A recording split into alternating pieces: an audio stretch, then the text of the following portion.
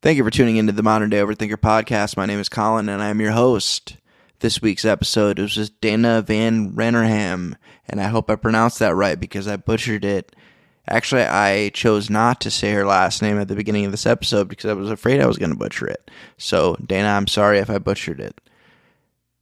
Anyways, this episode is packed with a bunch of information and a great story and insight into the struggles and the development and growth of Dana, and also some of the growth and development in my life as well. And we got into talking about OCD. We even talked about cancel culture. We talked about acknowledging our strengths, being able to accept compliments, complimenting ourselves, doubting everything. Just a lot of different things that we could both relate to. And also, Dana shared with us her struggles with an eating disorder that she hasn't really spoken about a lot. And I really appreciate her for being honest and open with us about it. So I hope everyone can appreciate that as well. But let's get right into it. Enjoy this new episode. If you like it, make sure you leave a review and keep listening. Hit that follow button. New episodes every Monday.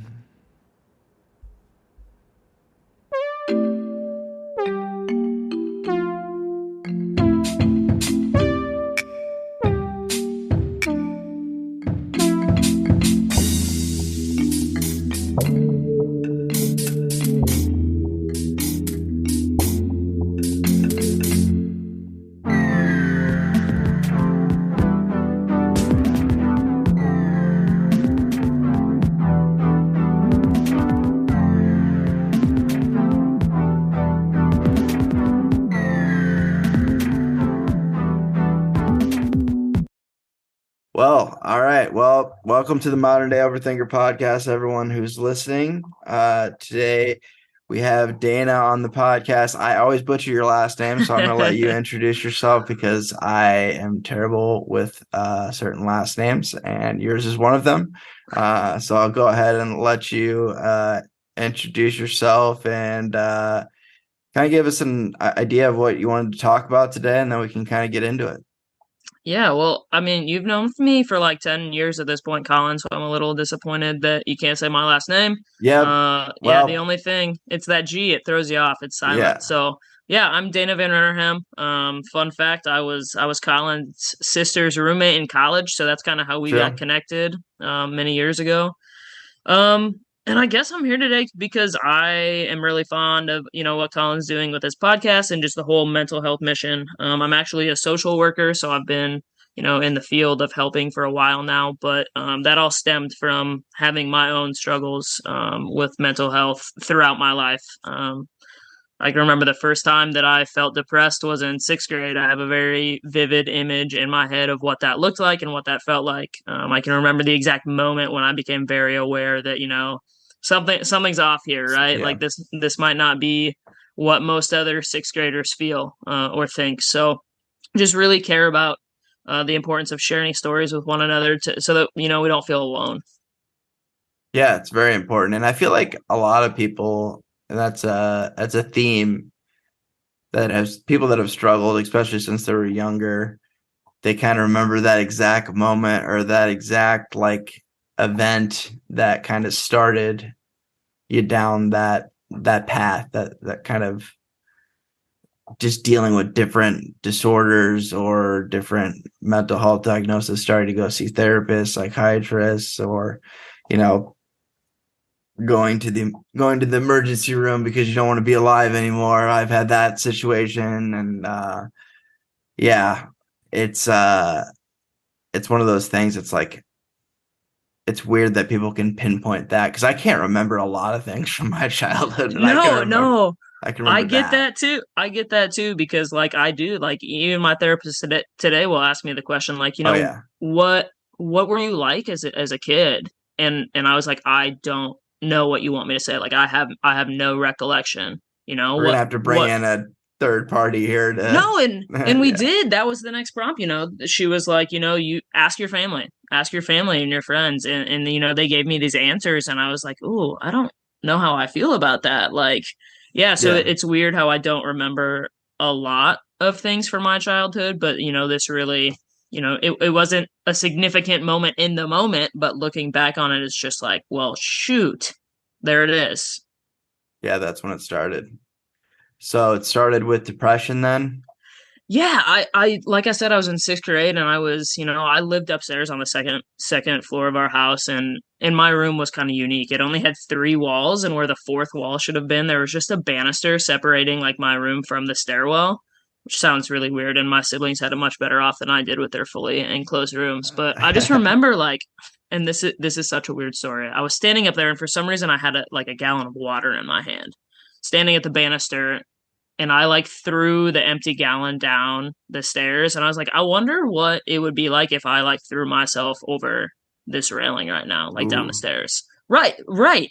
And it's yeah. like that's not a normal thing, or it doesn't feel like a That normal it's like an thing for a sixth ideation. grader to be Yeah. thinking, right? And that's the first moment I can recognize just being like, ooh, like what is that?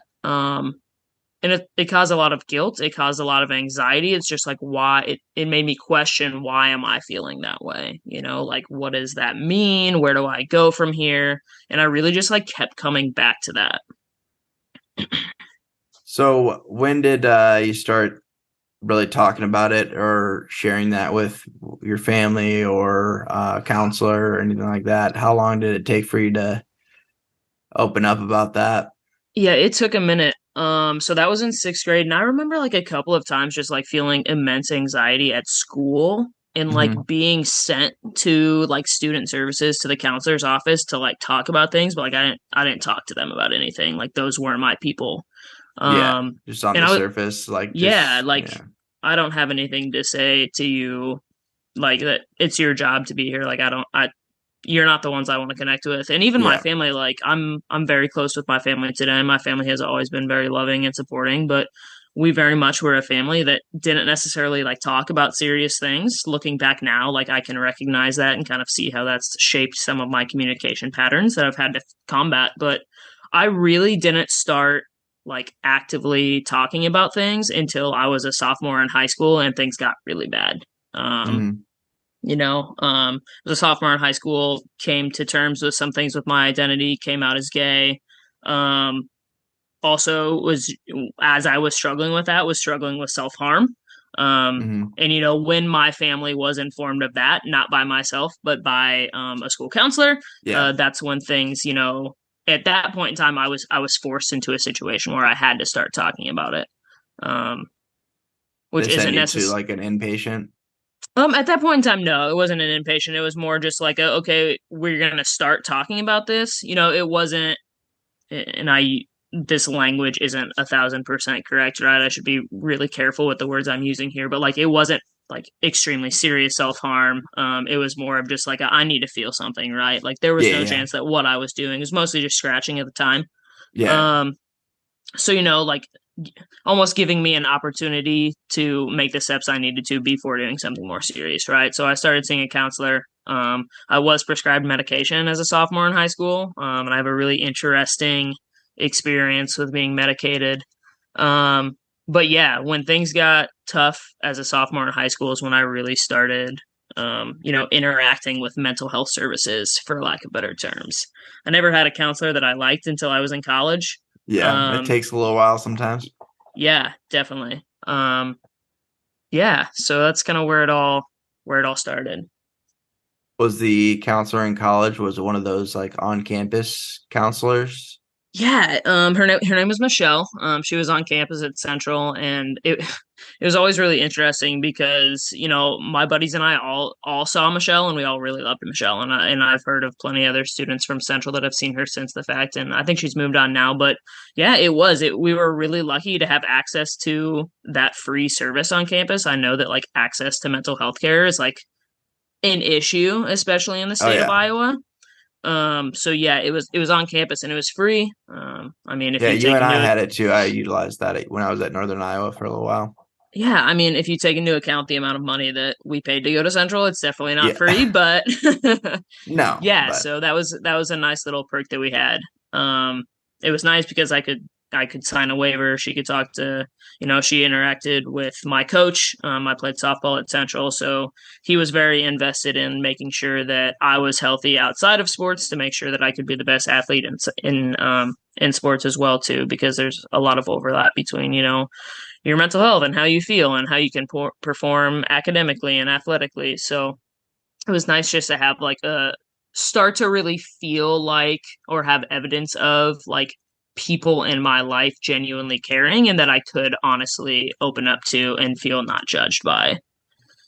yeah, that's very important, and it takes a while because you just feel like, yeah, no one wants to hear about this shit. Like, to put it bluntly. Right. And you're like, I don't want to feel like a burden, things like that. You get those kind of thoughts. And yeah, when somebody actually wants to help and actually you can tell that, this may be their job, but they actually are doing it because they're passionate about it, not just because I've had therapists before where I'm like, this feels very transactional. This doesn't feel very intimate at all. Right. And so I've had to move on, and luckily I've been really utilizing telehealth to my advantage because there's just so many more options out there. And, since the pandemic, I had to use that option anyway. So then I've just kind of stuck with that. And it allows me to try different therapists out. Like I'm using BetterHelp right now. And I've been able to switch therapists once so far. And it allows me that I've been trying to tell people about telehealth and everything like that for a while now, since the pandemic started. And because people are like, I can't find a therapist. I can't find a therapist. I'm like, well, did you look online? They're like, well, I prefer to do it in person. I'm like, I get it. But at the same time, it's better than what you're doing now, which is nothing.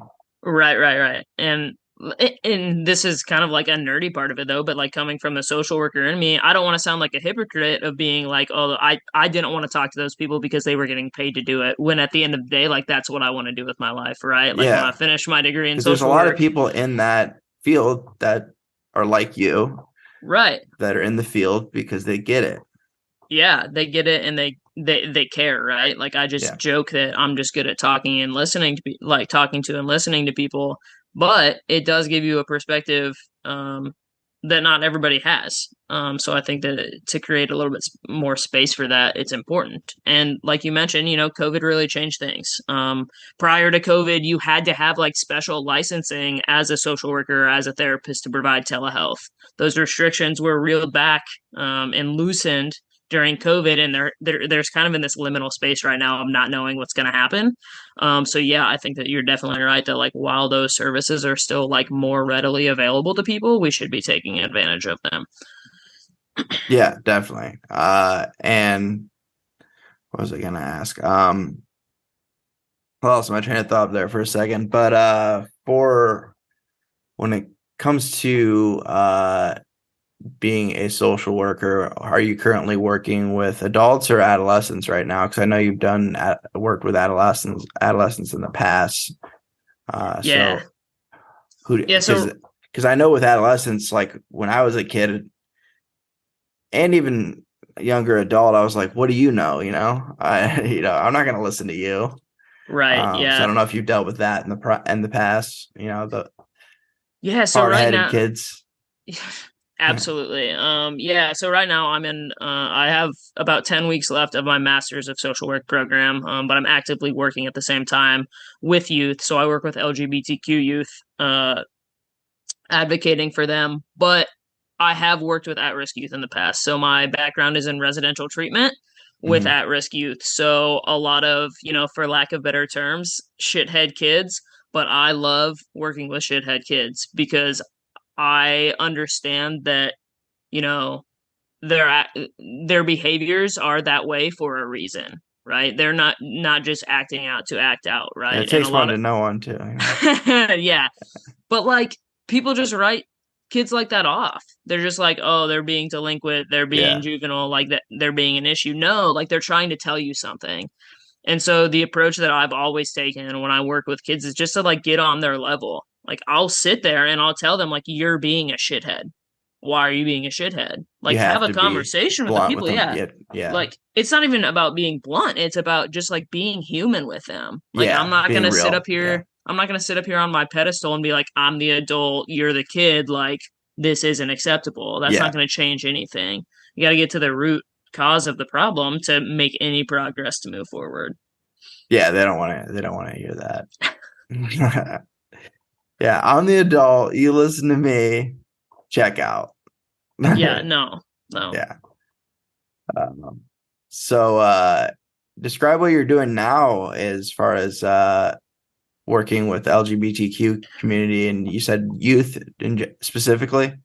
Yeah, so I work for a place called Iowa Safe Schools. Okay. We're an LGBTQ youth advocacy group in the state of Iowa. We advocate for the youth in three different ways. So we have a legislative team that works with legislators as far as policies that will impact the students.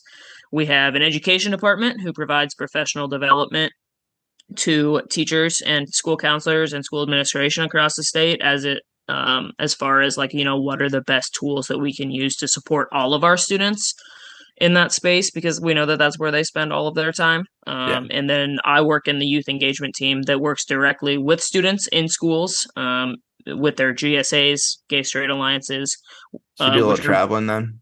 yeah, a little bit. But I also work with parents and families. So like I mentioned earlier, my family was always very loving and supportive. Even after I came out, they were great. Always loved and accepted me. That's not the case for all parents. Yeah.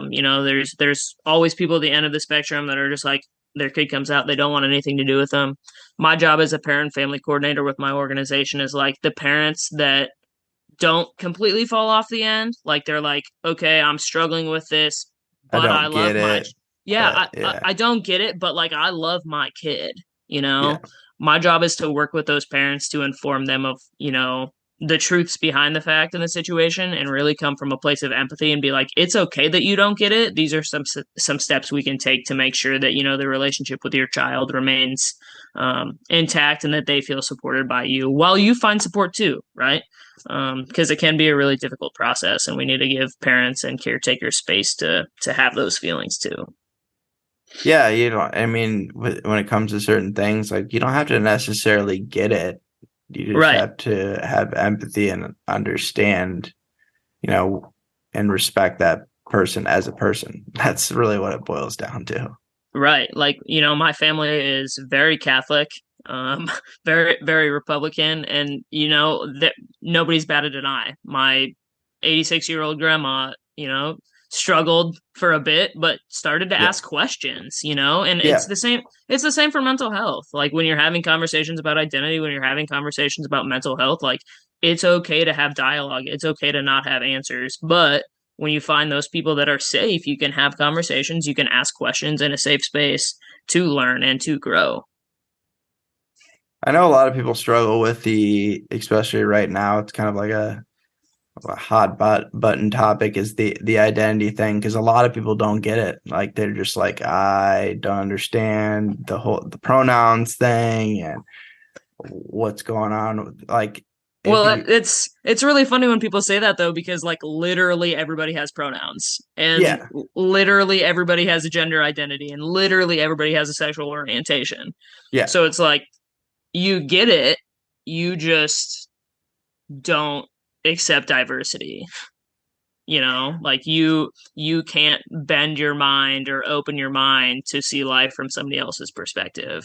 Um, and that's hard, but like you said, like they can't get it. You can't fully understand the experience of somebody else. That's why, exactly. I always when somebody asks like what does the world need more of, I think that a lot of the world's problems would be solved with empathy. Like Hmm. we can't fully understand, but we can try to see from somebody else's perspective to kind of walk with them in things. So, but yeah, it's a hot topic because people, you can't understand something that you don't understand. Yeah, exactly. And that's where I come from, because I'm like, I'm very much a straight male. Tragically You're straight is what my one of my gay friends tells me. He's like, "You're the most straight dude I've ever met in my life." I'm like, I don't know if that's a compliment or not, but all right. And so from my perspective, I'm just like, I don't necessarily understand it, but I don't really have to, because it's like it's not impacting my life whatsoever. Like, right. yeah, because you know, when it comes to, I'm not going to get too political, but I'm very middle of the road. Like, I see like both sides of everything of the coin. I also grew up a middle child, so that's kind of part of it, I think. And that's why I have that joke where I rip on my sister and my brother, which is one of my favorite jokes that I've written so far. But it's just like, yeah, I don't have to necessarily fully grasp it. And I even had, I don't know if you listened to the episode I had with Corey Jacobson, where we talked about it. Um, he's actually the president of Pride and Cedar Rapids. And we talked about that for a little bit because he struggled with it too. And, you know, he's a little bit, I think it's also, you know, once you get older, you're kind of at a certain point, it's harder to grow and change your ideas because you've thought this way for so long, you know. He's Yeah, not that and much older than me, but he's just, you know, he wasn't, it took him a little bit to adapt to it. And he just had a lot of conversations with people about it, is how he learned.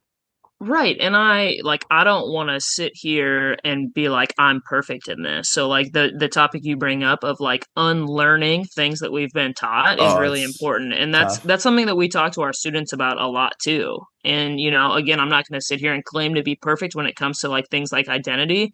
As a person who's I'm 29 years old right now. I came out when I was a 15-year-old, a sophomore in high school. I have so much internalized homophobia that it's unreal, right? Like there are still things in my life every single day that I struggle with, right?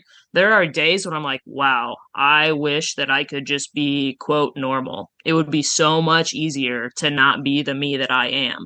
And that's really hard sometimes. And then that kind of just adds to, you know, we haven't talked about it yet, but I'm diagnosed with obsessive compulsive disorder. And when I start to have those thoughts, I hyper focus on them and it really just spirals into something else. I start that spiral about like, God, it would be so much easier not to be like this. I wonder what everybody else thinks about me.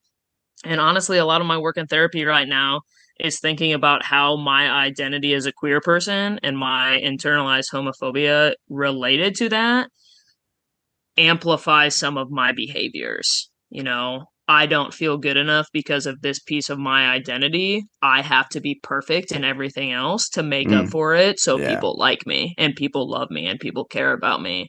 And I can rationalize that that's not true. You know, I can rationalize that Oh, my yeah. family and my friends love me, but emotionally, I'm just telling myself that I'm trash all the time because of this one little thing. And I don't necessarily even notice that that's the thing, but that's the area where I've always felt like I'm not quite good enough. I'm just a little bit It's that extra doubt. different. Yeah. Yeah, the That's, doubt disorder. yeah.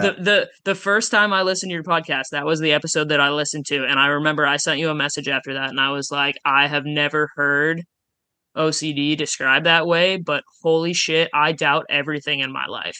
Yeah. I don't There are some days when I don't know what is real. Yeah. Yeah. The doubt. I don't even know if I said it on the podcast or if it was somebody else. And if I said it, I stole it from somebody because somebody told it to me. Because it stuck with me too. Because as soon as I Right. heard it, I was like, "Yep, that is what it is." Because there's always going to be that little bit of doubt, but we want 100%, and but we're not going to get it, and we have to Yeah. accept that, and that's part of the therapy that Yeah. for OCD, for, you know, if you're doing ERP anyway, or CBT, cognitive behavioral therapy. There's all the acronyms, but Right, right. Yeah, uh, I'm always searching for control in oh yeah, some capacity, you know, whether it's what I put on my schedule to keep myself busy so that I'm not sitting and thinking the entire day, whether it's obsessing over what I'm putting in my body or, any of that. I just grasp for any amount of control that I have, even if it's work or group projects for schools. Like I want to be in control, and I'm very uncomfortable when I'm not, because I'm like that all the time in my head. You ever notice like you get to a point where you don't want to start doing something because it has to be done perfectly, where you just won't do it, or you'll avoid doing it? You eventually do it, but you'll It's avoid doing it. That's how this wall is behind me right now, that I've been working on.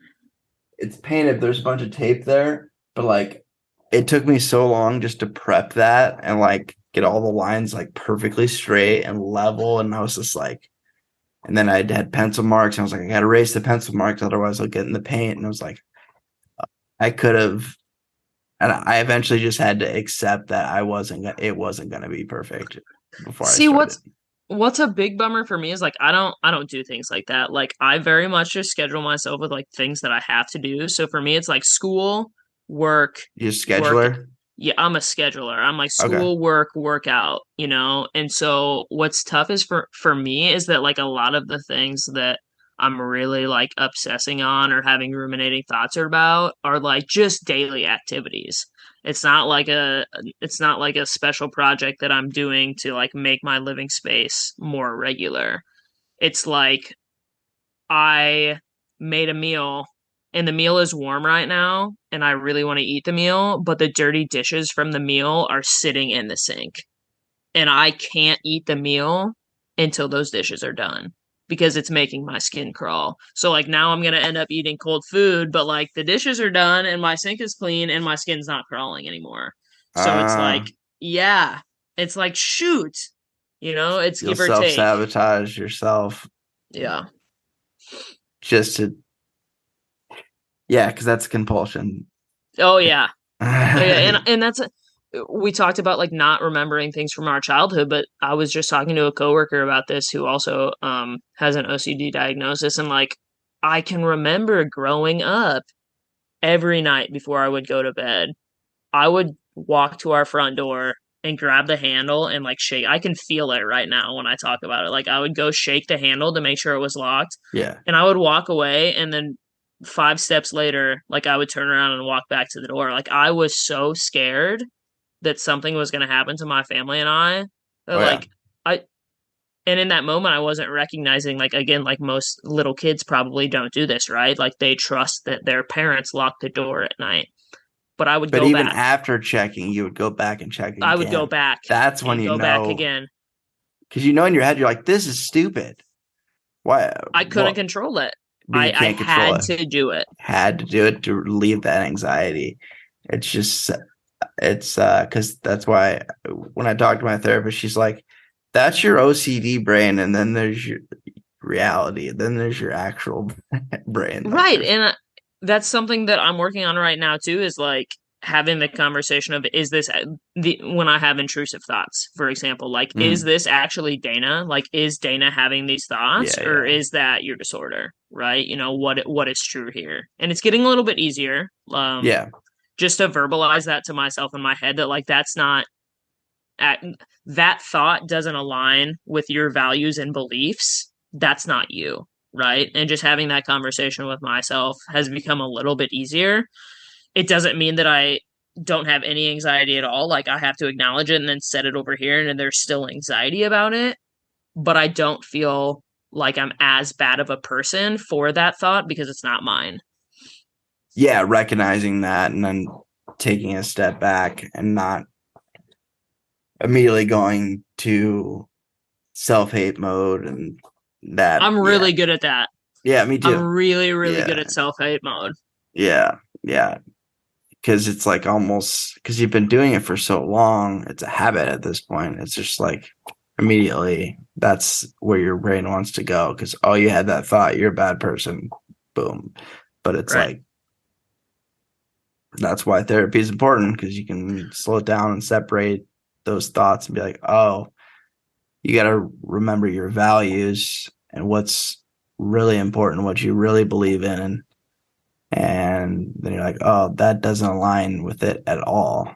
And you're like, Right. oh, that makes it a little bit easier because I've had all kinds of, yeah, messed up, intrusive thoughts over the years, and that have made me just like, am I this terrible monster person? Just like, and then it just got to be at a point when I was in my, it was probably my early 20s where I was just like, I'm done.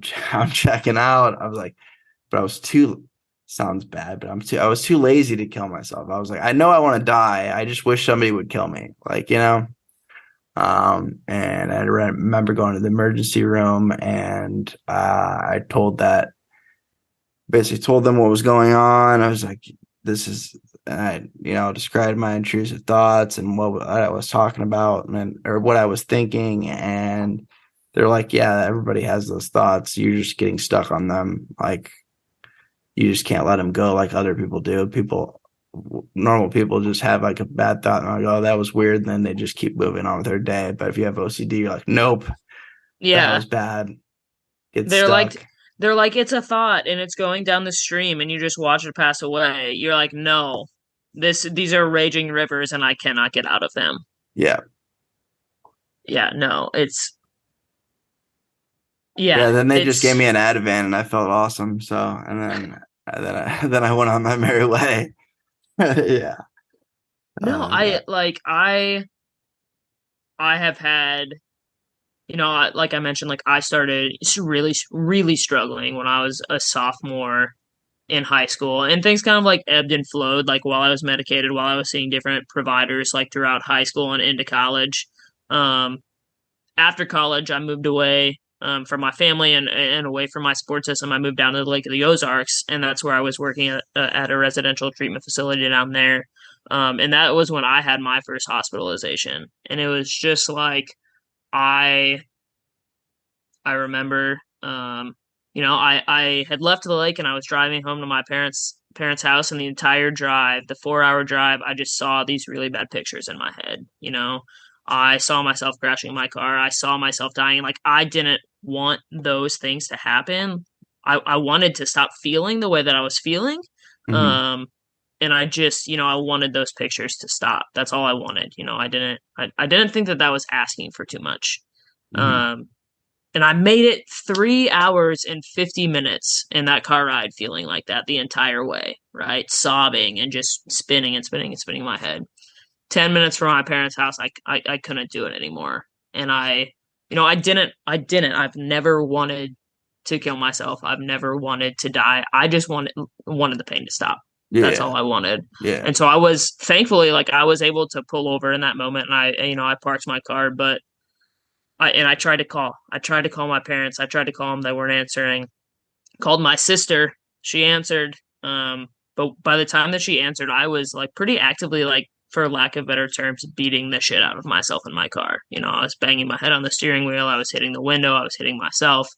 Um, Thankfully, my sister was able to get a hold of my parents. And like I said, I was only 10 minutes from their house, so they very quickly came and got me and, pulled me out of my car, took me to the house, whatever.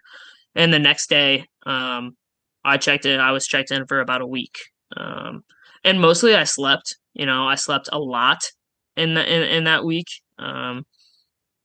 Yeah, it was a really weird experience. Slept for a week straight. Basically, had some conversations with Where some was this doctors. at? Because This you're Go from ahead. which part of Iowa again? So I'm from Oskaloosa, but I I was actually gonna say went back to Missouri that day and checked myself in Missouri. in So I was Missouri. in, yeah, I was in Jefferson City, Missouri. Got it. Got it. Um, was there for a week, got out for 2 days, and then went back for another week. When I got out for those 2 days, like I was heavily medicated. I remember I tried to go to the gym and try to go to the gym because I love working out, right? It's a really big, important part of my life. It's one of my only coping skills, unfortunately.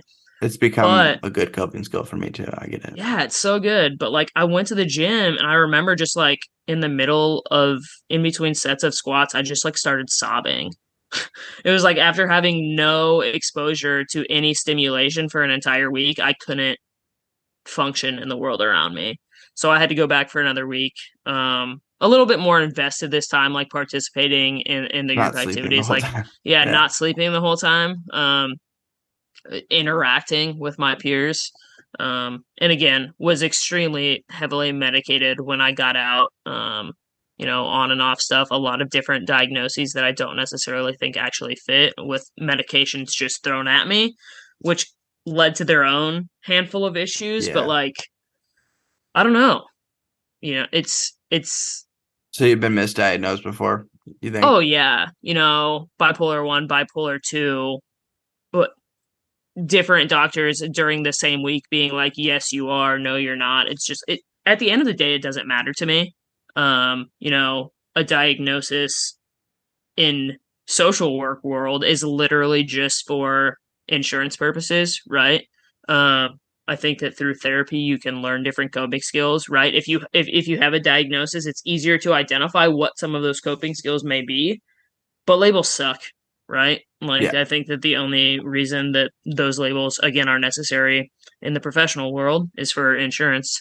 But if, you can find maybe where to start, like I said, it can kind of help identify some of the things that you can work on to combat it. But other than that, I don't think we need to sit here and be like, oh, I have obsessive compulsive disorder. Like, I don't know that I've necessarily even like had a conversation with my family about that diagnosis or about my generalized anxiety disorder or my major depressive disorder or my eating disorder. I know that I've only talked to one family member about that, right? Like, at the end of the day, as long as I know the things that I struggle with, I can have conversations Yeah. with my therapist, with the people that I care about how we can work to combat those.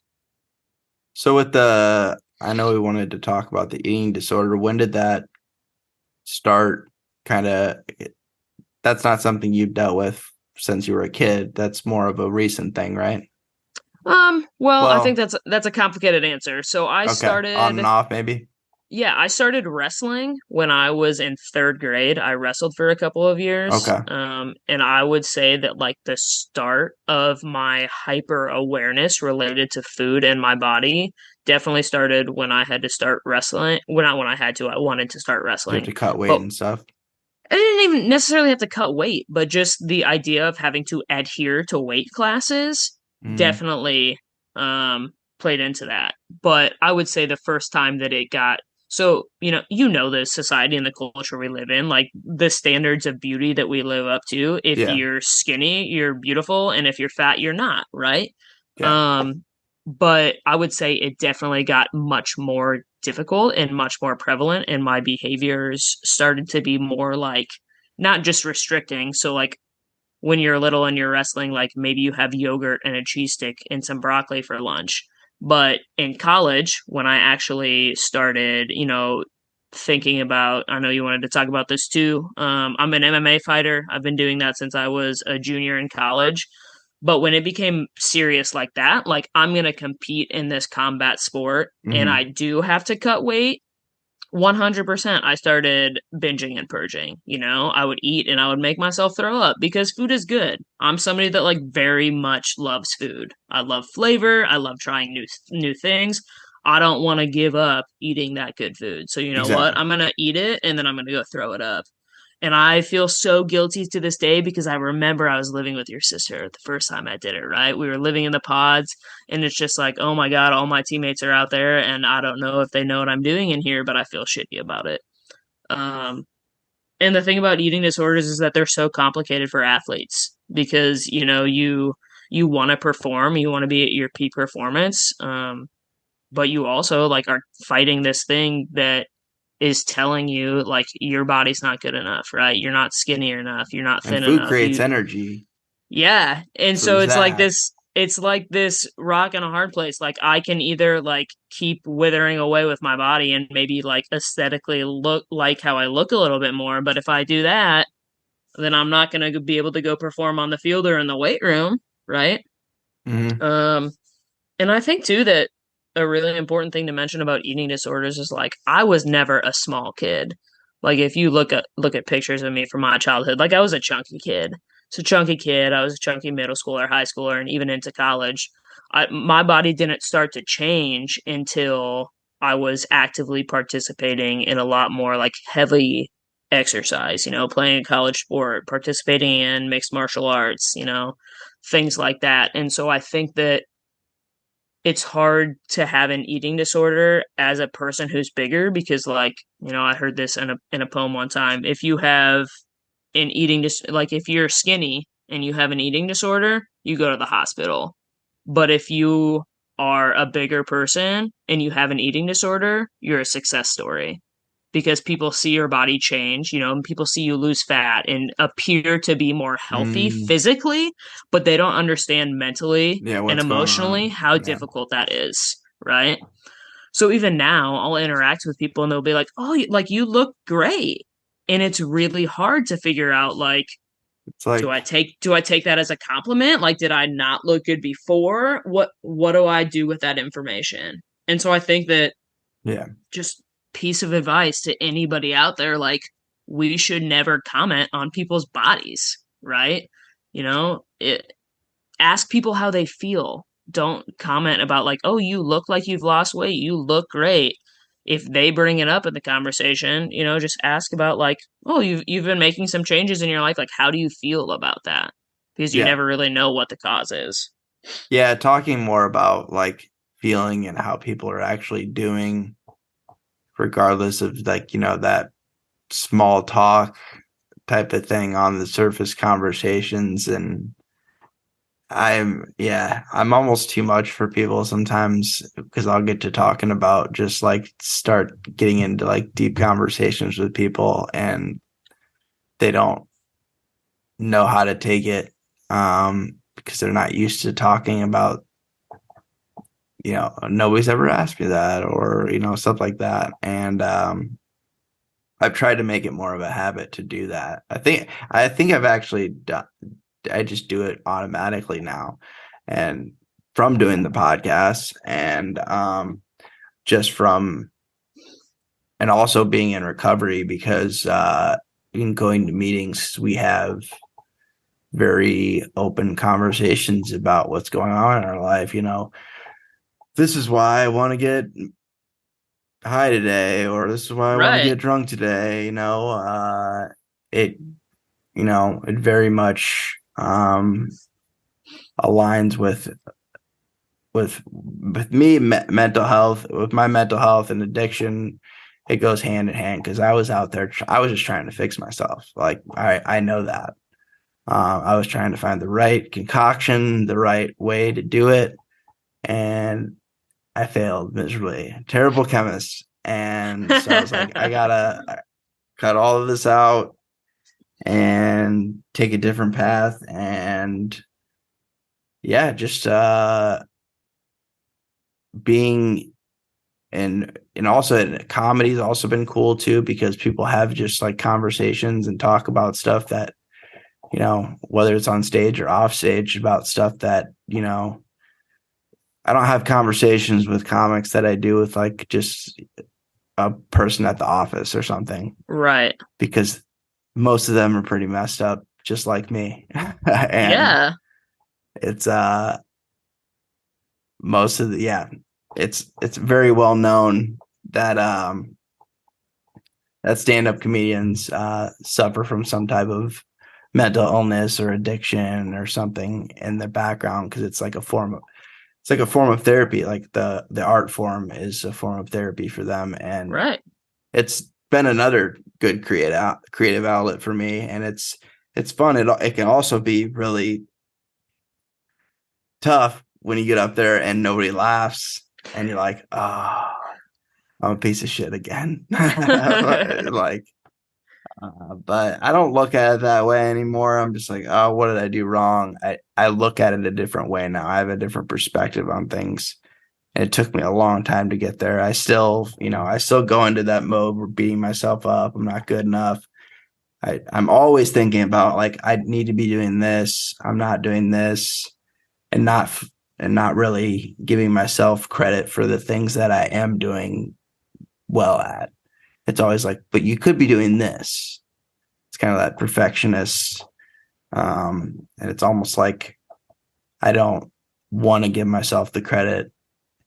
And then I also don't want to get into a place where I'm like getting egotistical about like I have a Right. really big fear of like I don't want to become that guy that's like bragging about everything that he does. I don't want to be that guy, you know. I've had a Right. conversation with my friend about that, and I was talking to my friend Andy. She's like, as much as you tell people about what you're doing, people who know you're not that guy. I'm like, it doesn't matter. Right. It's like, No, it's a really fine line to walk because like you said it like you're trying to learn and you want to grow, but like it's so hard to like compliment yourself or to think about the yeah, strengths that you possess. Like even like back to like the eating disorder stuff, like why do I want to change my body? You know, like I when I sit here and I think about the things that my body can do, like this is what the important people in my life tell me. Like think about literally what your body does for you every day. You fight MMA, you participate in jujitsu, you ran a marathon, you ran an entire marathon without walking or stopping. Like you can bench 160 pounds. Like you can literally get out of bed in the morning and walk to the kitchen to make your breakfast. There are some people that can't do that. Like your body is healthy and functioning and it's carried you through 29 years of mental health problems. Like physically your body is phenomenal, right? yeah, Like it's okay to acknowledge that, but it's still really hard sometimes, right? And so I think like if you have any solutions as to like how we can compliment ourselves better and accept those compliments, it's great. But for me, it's definitely just been something like surrounding myself with people that hold me accountable when I make self-deprecating comments, oh yeah, and B, just like pushing myself that when somebody compliments me, my initial response is to want to like argue that, but oh instead yeah. I make myself say thank you, or I try to make Instead myself of thank you. canceling it out with something, Yeah. So yeah, like even if somebody, compliments me on something that I do and like I want to sit there and be self-deprecating and argue, I want to push myself to be like, yeah, thank you. yeah, I'm arguing in my head, but thank you. yeah, yeah. So I do the same thing. It's frustrating because yeah, it's like for some reason we don't think we don't think we're good enough. We don't think we're doing good enough. We could be doing better, and it's that I don't know. It's just always there. But I think that's what sets people like us apart. Because we also can use that to empathize with other people who really struggle with just day to day things and day to day living. And functioning in this weird world that we live in that keeps getting weirder, it seems like. Uh, Every day. every day. It's yeah. Um, and we live in Iowa. It's a weird state. I don't think you want to get me started on that one right now. I don't. I think it's too soon. We will not start on that. But oh my god, I tell a joke. I'm like, could we just like start over, like with everything, with when it comes to like our government, all that stuff. Well, Just well, and what's wild about it, Colin, I mean, you were born and raised in Iowa too, right? Like you've been yep, here your entire yep, life. Yeah, same. And I love Iowa. Like yeah. I like it here. I love being from the Midwest. I very much like when I go and visit my partner and her kids in Texas, I'm like the person like cursing on the road because just people aren't as nice and they aren't as like slow paced and like casually going through life. So like there's this conception of like being Iowa nice, right? And like I've loved that my entire life. Yeah, People are not Iowa nice right now. Come on. Iowa yeah, nice shouldn't just be this catchphrase that we use about like daily interactions. You should care about people, even people that are different than you, right? yeah, So it's yeah. just I don't know. Um it's just a lot. And like I said, like I have always loved living here. I've been super proud to be from this place. But it's hard right now. It is really hard right now. Yeah, it's it's so weird. It's so bad. It's so backwards to me. A lot of it, and because I've had to unlearn a lot of things. Yeah. Uh, growing up and being raised in in conservative household, and I'm just like I get some of the ideology, I get some of the perspective, I get where they're coming from, but also it's like I want to be able to, I don't know, I grew up in like this bubble, I feel like, and Yeah, then I've kind of slowly made my bubble bigger as I've gotten older, and my bubble has become, more diverse with the people I hang out with, because it was, when I went to private school for most of my life. ass high. Yeah, as high. And so yeah, there was, and if anybody was, um uh there was, okay, everybody was basically white except for like 10 people. Right. And if you were gay, you weren't talking about it.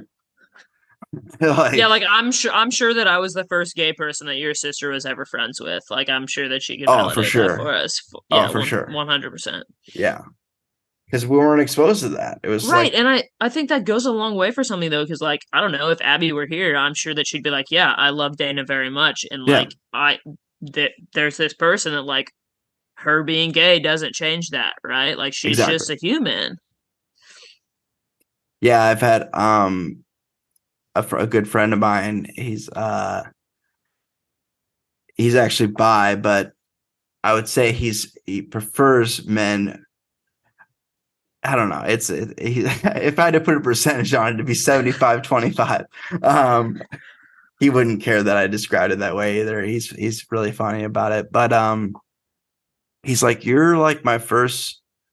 I'm his first straight male friend. Gotcha. That that is just that hasn't turned into any type of sexual relationship or any type of Right. intimate relationship. Well, intimate relationship can have. I also learned that intimate does not necessarily mean like intimate like the way I thought it did when I was younger. Intimate can just Absolutely. mean having a deep conversation, have a deep relationship, a loving relationship with somebody without it being a romantic relationship. And Yeah. we're on that level. I mean, we're both in recovery. I don't think he would care that he's my sponsee. I sponsor him, so I've guided him through a lot of stuff, and he's helped me out with a lot of stuff as well, because it's kind of like a two-way street. And he's told me many times, he's just like, uh, and he tells other people about it. And it's one of those things that where he compliments me on stuff, and I'm just like, I'm uncomfy. yeah, I'm uncomfortable. I don't need all these compliments, but I never thought about it that way. I'm like, how did you, how am I and he's 20, he's 28 or 29. He'll get mad for getting me not getting his age right. I'm terrible at remembering that. Um, that and birthdays. Facebook saves my ass on birthdays so much. And if you don't have Facebook, well, then I may forget your birthday. It's You know not good. what? That's okay. I public service announcement to anybody listening. If you are a Facebook warrior that just sends, and that maybe this is too far of a statement out there, I don't care. I'm going to say it anyway. If Do you're it. a Facebook warrior that just sends happy birthday messages to people once a year, you're not a real friend. Okay? So Yeah, if yeah. you genuinely care about people, you're going to send them a random message on a Tuesday. And you're going to I don't care if that random message is just like, "Hey, I'm thinking about you and I hope you have a great day. Maybe I've we been can trying catch to up do that soon." more too, just like randomly reaching out to people like that I haven't talked to in a long time that I care about. Yeah, And and there's it a lot of it friends that I have that I could just pick up. We could just pick up where we left off. exactly. It goes such a long ways. I shouldn't speak for everybody, but in my experience, sending somebody a random ass text message on a Thursday that you saw a sunset that reminded you of them, Oh like yeah, is so much more important than sending them a message on a holiday or a birthday that like literally everybody else is doing the same thing. And that yeah. support, like you never know what somebody's day has been like or what they're struggling with or what they may be struggling with at that point in time, and like Oh yeah. maybe that is the message that makes them feel like, oh my god, somebody's thinking of me. Thank I like had wow. somebody. Yeah, exactly. I had somebody literally, speaking of Facebook posts, um, that it was the audacity of this person. They posted on my birthday. They said happy birthday, and then they're a business owner and they tagged each of their businesses. Nope. I was Mm-mm. like, okay, that immediately got deleted.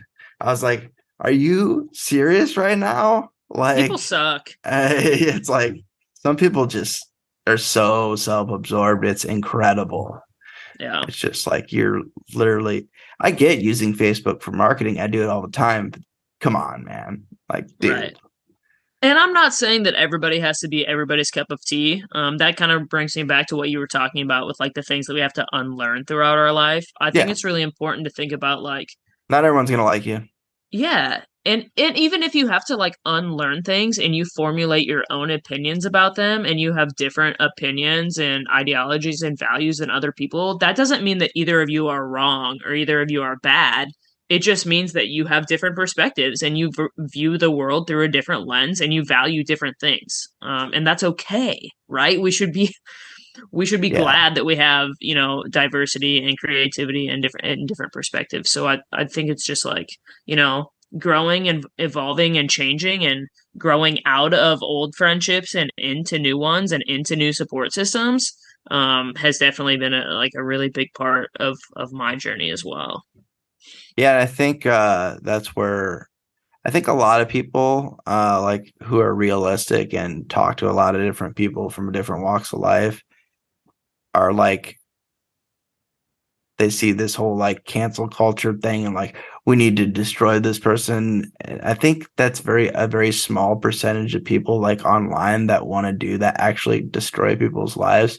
And then there's like the normal people like me and you are just like, yeah, I don't really agree with that person, but I don't want them to like their life to be like completely destroyed just because of something they said or so a view that I don't agree with or whatever. Like whatever. I'll give the example of Kanye. Everybody's pissed off at Kanye right now. It's like, yeah, it's like, I'm not gonna, wish ill will on the guy just because he's doesn't know how to express his opinions or is going to take a hard stance on something. It's like, yeah, is that right? But you also have to suffer, you know, the feedback and the consequences of that. But yeah, this whole like deplatforming people and like taking them off social media and is just really weird to me. It's kind of like, I don't know. I don't really like it uh, personally because I think everybody should be able to voice their opinion, even if it's wrong. Um, yeah, obviously, if you're building like hate groups and stuff like that, and you're like doing like, stuff that's going to cause a lot of people harm, but that's different. But I don't think just erasing somebody from because they said something you don't agree with or that was mean, like it's a weird. It's like where do we draw the line? You And know? I think it comes back to that idea that we were talking about earlier, like when I was talking about kids in residential treatment. Like it's not if it, by doing that, the whole like cancel culture thing, we're not addressing the root problem, right? Like we're We're we're just like addressing go something away. very we're reacting to a situation in the moment, right? Like we hear people using hate speech, right? We could erase the message or delete the tweet, but what are we doing to fight systemic racism, right? Like what is Yeah. the work that we're actually doing at the deeper level that's going to combat this instead of addressing one instance in one situation. So I don't know, it's again a really heavy political topic, but it's Oh yeah. just like it's the surface level stuff. It's really hard surface level. I saw I can't remember the guy's name, and I know he's a podcaster. The podcaster I was referring to is Lex Friedman, and I really appreciate him for interviewing Ye and calling out some of the things that he's doing and what's going on and trying to get to the root issue. And I really admire somebody for doing that. Anyways, back to the episode. He actually had it was multiple. Kanye went on his media run or whatever where he was just on everything, but there was a guy that had him on and was just like really getting into it. He's like, I really want to know and he started calling him out on his shit, and which because people of that status have a lot of people around them that are just going to be like, yes, man, because Right. he's got a lot of money and they want to work for him, or they want to be friends with him or whatever it is. It's hard to know probably at his level, like who's your friend and who's not. And that would mess me up for sure. Like who really gives a shit, who doesn't, and having to look over your shoulder and all that. And he was asking him like the deep quiet off to send you a clip of it because it's really cool. Cause he's like, I don't agree with you, but I want to know why you said these things, and I want to know where it comes from and what you mean, and why don't you trust me, and why don't you trust these people, Yeah. and like getting down to the root of it. And it was just I don't watch a lot of or even listen to a lot of podcasts besides my own because I have to listen to the whole episode and edit it. And I don't do a lot of crazy editing. I just do minor editing because otherwise I can get to that place where I'm like, this needs to go, or Perfection, yeah. or all the ums need to go, and like then it's not a conversation. Too much, right? That's what, like I just said, right there. That's what the podcast platform is about, is just having those open conversations like that. And it's not supposed to be like a clean interview, like a radio interview. That's why it's not radio. But I watch clips, and I'm going to start doing video more. That's why I'm kind of doing like the backdrop here, and like I'm gotcha. Do like some soundproofing and stuff, and implement the video so I can have like little clips, so like nuggets of stuff that comes out of each episode. Nice. And put that on social media because I watch a lot of those myself because I won't even listen to the episode of the podcast, but I'll at least be familiar with that podcast or follow that or whatever, or it just shows up because TikTok is crazy weird and knows what I want to see. Shout out to TikTok. That algorithm is next level. It got me my girlfriend, so I really? I can't complain. Yeah, that is 100% how we met from 1,000 miles away. So, what, did you just slide into the DMs or what? I did. I slid right on in. I did. Oh man, I've a year TikTok, ago on Monday. I've heard about this with TikTok and Instagram, both of those, or even like I have a friend that uses Facebook. He mostly uses it just to hook up with chicks. But okay. I'm told I'm not supposed to say chicks anymore. My friend Leslie called me out on that. She's like, "Don't stop saying chicks." I'm like, it's just up in my vocabulary. But he hooks up with young ladies through Facebook, and so I'll say that for Leslie because she's going to listen to this anyway. It's not my mom, Leslie. It's I call her my comedy mom, and she hates that. Because they have the same name. But yeah, it's I've heard that about TikTok. So it's going on a year. That's awesome. Yeah, a year on Monday. So I must be doing something. Who followed right. Who first? Oh, I mean, I think I followed her first, but the thing was, like, we had been chatting for 3 days before she knew my name because I wasn't like a TikToker, so my TikTok account still said like user 8764, and I didn't know that. Okay. Because on my end I could see like my handle, but she couldn't see my name. I get people like that all the time, yeah, and I'm just like, do I add this person? I'm like, wait, they're in my contacts just for 3 friends. Days. 3 days into it, and she's like, I'm really sorry, but like, what's your name? Glad she knows my name now. Yeah. And it worked out. But yep, the algorithm does some wild things. Yeah, I've had a lot of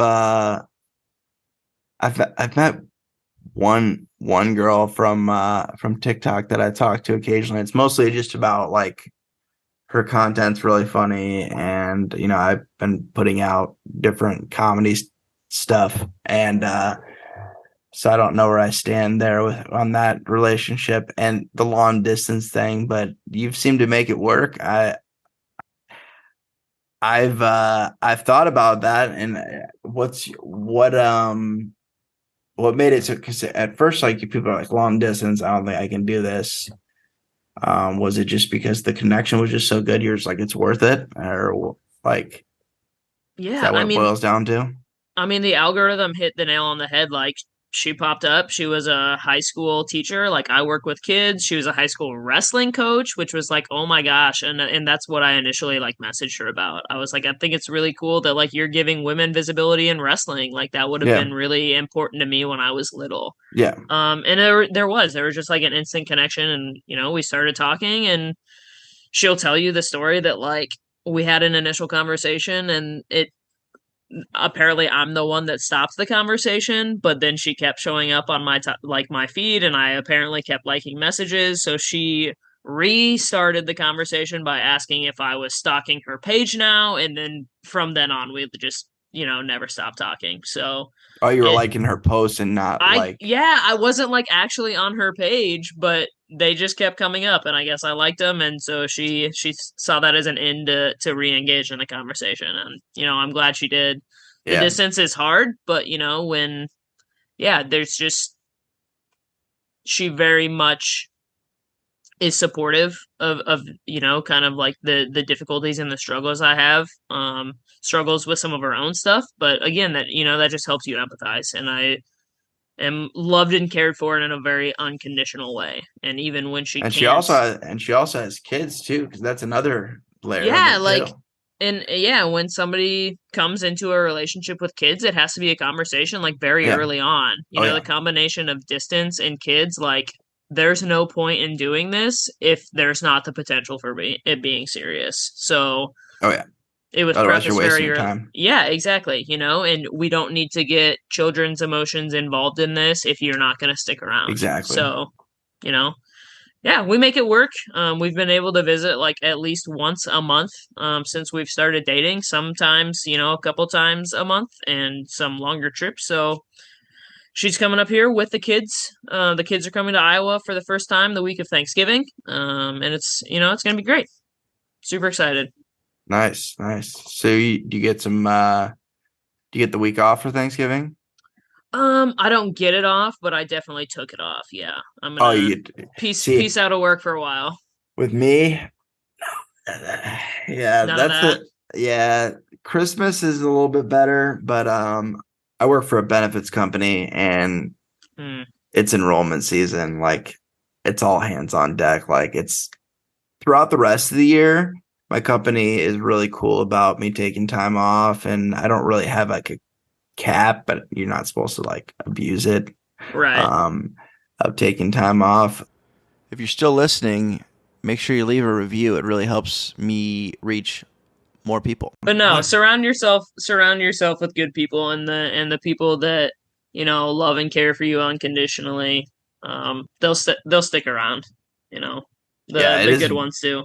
very important. Yeah, and I've I lost sight of those people for a while, and I'm trying to like build back those relationships. Not that I destroyed them, but I just kind of like, you know, when I was partying heavily and they didn't really party, I wasn't hanging out with them because, that wasn't what they were doing. They were Right. being adults. And I was still stuck in this phase of like, oh, I just want to party my life away. And that's what I wanted to do. And I was like, oh, wait, now I'm like in this like building back Yeah. phase of my life of trying to get stability, which I've done a pretty good job of getting that stability back. And now it's just like I'm at a weird place where what I want to do with my career, because I would like to be in the mental health field, but Hmm. I have this weird relationship with school where I don't like it at all. And I think I don't know, I was talking to actually my former boss at work about this, and she's like, "Well, you're doing the podcast, and that reaches a lot of people. I mean, you're Hmm. doing that, and you don't have to go to any school for that. You could just keep doing that." I'm like, "Yeah, that's probably what I'm going to do for a while." I would still continue to do the podcast if I went back to school, but Right. I don't know if I'm ready for that much of a change right now.